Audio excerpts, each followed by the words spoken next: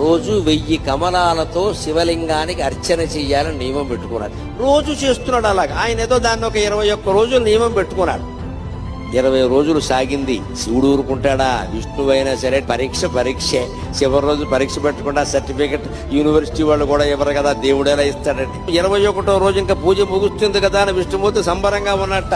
రోజు చెరువులో 1100 కమలాలు పైన పోస్తున్నా, నేను 1000 పోస్తున్నాను, బాగున్నావు చూసి అంచేత అలా అని పెడితే ఆవేళ ఆశ్చర్యకరంగా 999 పూసాయి. ఎంత వెతికినా 1000 కమలం కనపడలేదు. ఏమిటిది?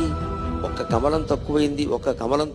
ఈ కమలం ఎక్కడి నుంచి తేవాలి అనుకుంటే ఆయనకి ఏమొచ్చిందంటే, నన్ను అందరూ కమలాక్షుడు అంటారు కదా, నా కళ్ళు కమలాలే కదా, కమలం తక్కువైతే ఏమైంది, ఇంకోటి తక్కువైనా పర్వాలేదు, నాకు 2 కళ్ళు ఉన్నాయి కదా అని ఒక కన్ను బాణంతో తీసి శివుడు పాదాల ముందు పెట్టాడమ్మా. అది విష్ణువు యొక్క భక్త కన్నప్పెంతో విష్ణువంతి.